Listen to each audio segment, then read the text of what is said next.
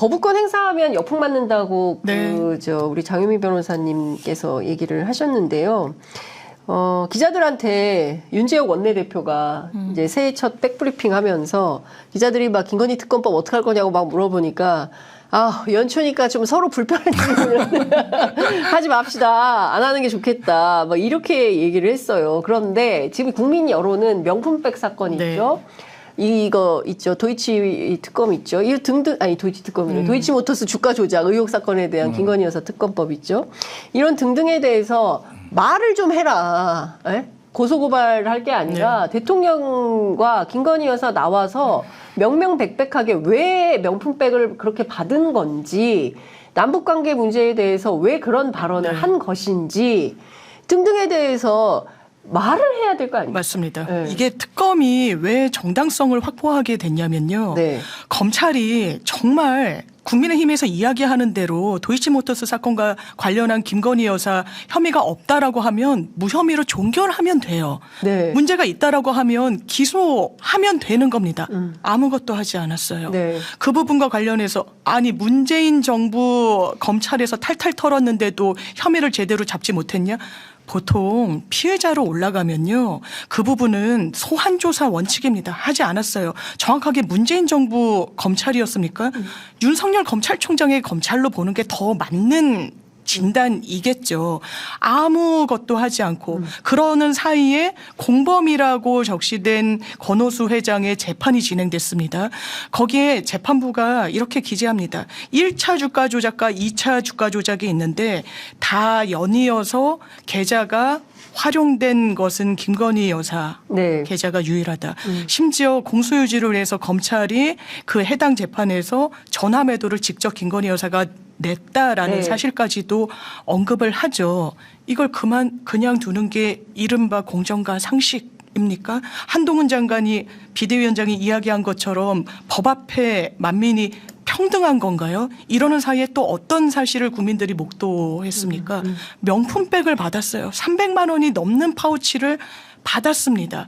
그러면서 거기에 대해서는 대통령실에서 절차에 따라 보관하고 있다라고 하는데 그렇다면 정확하게 어떤 경위로 왜 받았고 그 사실관계를 대통령이 인식했는지 어디에 보관하고 있는지 이야기해야 되지 않겠습니까? 함구했습니다. 그러면서 특검법이 악법이라고 하죠. 악법이라는 건 특정인을 겨냥해서 법을 만들고 이러면은 모르겠습니다. 논란의 여지가 있을 거라고 생각해요. 그런데 악법이라고 짚는 여러 요소 중에 이 도이치모터스 사건과 관련해서 수사를 진행하다 인지하게 된 다른 사건, 이게 별건 수사를 열어놓기 때문에 문제가 있다라고 합니다. 지금요, 별건 수사라는 건 송영길 전 대표 케이스에서도 봤듯이요. 돈봉투 수수에서 시작했지만 어떤 정치자금법 위반 혐의로 갈 수 있는 겁니다. 인지하면요. 이건 통상의 수사 절차예요. 다만 별건으로 인지한 수사도 법원으로부터 압수수색 영장을 정확하게 받아서 집행하면 이거는 별건 수사라고 해서 부적격 그리고 불법 수사가 되는 건 아니거든요. 이건 네. 통상의 수사 절차예요. 동의하기 어렵습니다. 그래서 저는 국민들이 왜 여기에 대해서 의구심을 갖고 특검에 찬성하냐면 이런 의문점을 국민의힘이 해소하고 있지 못하고 대통령께서 함구하고 있기 때문이라고 생각합니다. 네. 다른 걸 떠나서 보론으로 딱 한마디 하면은 왜 검사들은 결론을 안 내릴까요? 그러니까. 안 내리는 이유가 있어요. 예. 자기가 결론 내리고 정권 바뀌면은 감옥 갈 것 같으니까 다 알거든.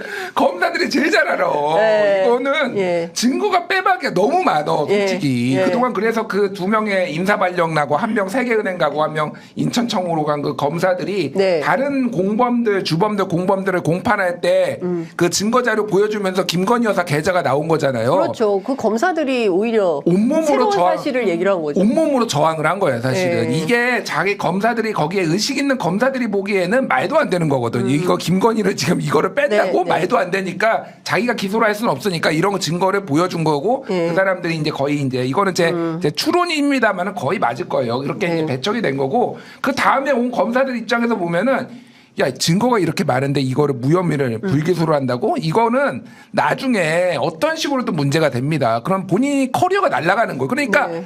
못 내리는 거야. 네. 그러니까 무가 무한정 늘어지는 거야. 그러니까 이걸 특검을 어떻게 안 할 수가 있어 네. 이거를. 그러니까 말도 안 되는 뭐 전 정부에서 뭐 수사를 했는데 네. 뭐 어쩌네 이런 얘기는 다 헛소리고 네. 중요한 거는 그겁니다. 어쨌든 저는 뭐 윤재호 원내대표의 그 마음을 10분 이해합니다. 말하기 싫어 죽겠어.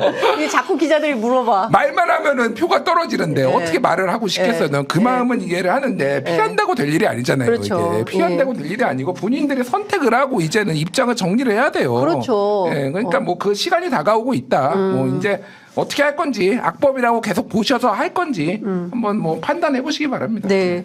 특검을 거부하는 자가 범인이다. 누가 했던 말입니까? 예. 그리고, 죄가 있으면, 그러니까 누가 됐든 성역은 없어야 되잖아요. 그러니까 누가 됐든 범죄 사실이 있을 때, 최소한 서면 조사라도 하고, 예? 소환 조사라도 있고, 그리고 어떤 내용들이 있었는지, 앞서 말씀하신 대로 있으면, 있는 대로 없으면 무혐의 처리하면 됐는데 그걸 안 하고 뭉개고 있으니까 그 도대체 몇 년이나 이 수사를 뭉개고 있는 것이냐에 대한 국민적 비판과 비토가 있는 거 아니겠습니까? 근데 그 부분에 대해서 계속 그냥 미루다가 이제 총선용이라고 질타하는데 사실은 총선용으로 만든 것도 국민의힘이에요. 원래 패스트트랙 태우지 않고 초장에 작년에 만약에 이 법이 통과됐더라면 벌써 끝났을 특검입니다. 그런데 그거를 차일피일 미루다가 여기까지 온 거고 마침내 지금 오늘 저희가 이 얘기를 안 할 수가 없는데 저는 진짜 너무 심각한 게요. 국무회의까지 연기를 하지 않았습니까?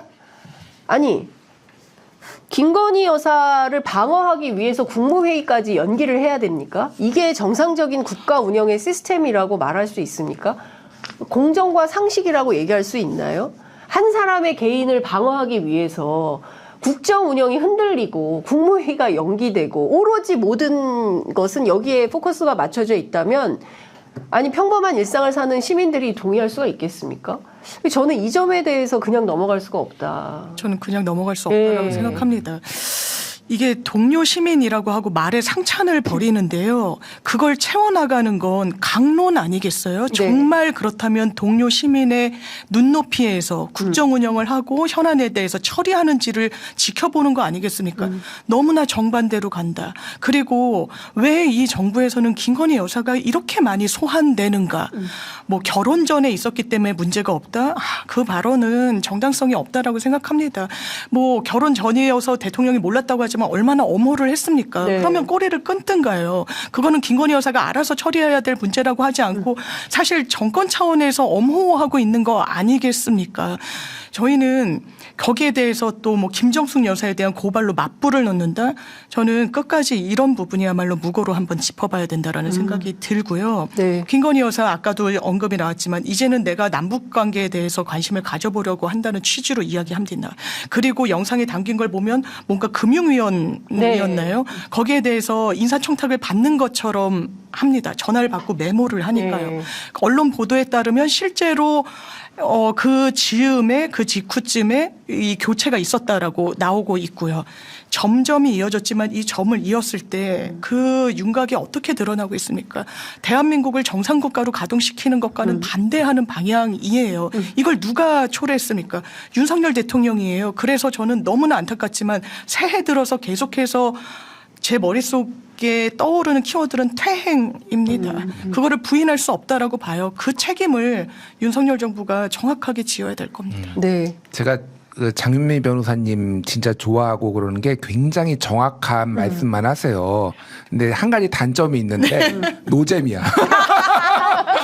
큰 내가 좀 단점이네요. 큰 단점. 너무 이렇게 진지하고 노잼이에요. 제가 좀 재밌게 얘기를 했는데요. 제가 최근에 1월 1일자 한겨레 시사종이 땡땡땡이라는 네. 프로그램에 나와서 이제 10년 전망 뭐 이런 거 했어요. 그거 100만 나왔다면서요. 100만은 아니고 하여튼 많이 나왔어요. 네. 네. 그래서 김건희 여사께 제가 충고를 드린 게 있거든요. 네. 그거를 좀 비슷한 네. 내용을 할게요. 네. 김건희 여사가 저보다 한 2살 많더라고요. 그래서 제가 누님이라고 부르겠습니다.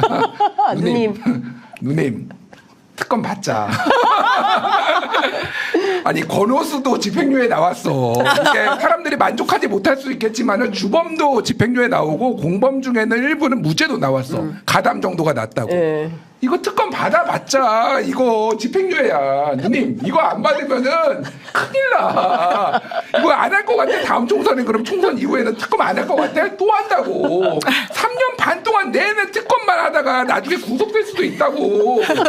이번에 특검 받고 털자. 이게 누님 지금 그 남북관계 통일 지금 고민하시는 분이 이런 대범한 분이 지금 이런 거 지금 이렇게 사소한 거 지금 할 지금 상황인가? 이번에 특검 받고 털고 크게 하자. 남북관계 통일에 기여하는 그럼. 여사 영부인으로 남자. 역사에 남는 영부인이 되고. 누님 부탁드립니다. 예, 그러니까요. 저도 한동훈 위원장한테 부탁하고 싶어요. 어떤 동료 시민들이 원하는 방향으로 정치 좀 하면 좋을 것 같아요. 동생이던데 저보다. 한동훈 위원장 저보다 2살 정도 동생, 3살인가 동생이 73년생이죠. 동생인 것 같아요. 예, 동생. 좀 동료 시민들 뜻깊게 좀 해주시면 좋겠다라는 당부 말씀 드립니다. 댓글이 너무 참, 웃겨. 예. 동묘 시민이라던데. 동묘역 시민들이에요. 동묘역 사는 사람들만 진짜 이러면 안 된다라는 생각이 좀 듭니다. 이제 마무리를 좀 해야 될 것 같습니다. 여하튼 저희가 연초부터 정말 새해 벽두부터 끔찍한 그 정치 테러 현장을 목격을 하고 결코 야당 대표도 안전하지가 않은 대한민국이라면 도대체 대한민국의 안전 지수는 어디로 가는 건가? 세월호, 이태원 참사, 평범한 시민들 그리고 야당 지도자. 유력한 정치인, 경우에 따라서 또 유명한 셀럽들도 그 테러의 대상이 될 수 있는 나라라면 과연 안심하고 살 수 있는 것인가. 그러니까 이상동기 범죄도 너무 무섭지만 무서워서 산을 못 가잖아요. 평범한 시민들이. 이게 제대로 된 나라인지 묻고 싶습니다. 답답한 마음인데요.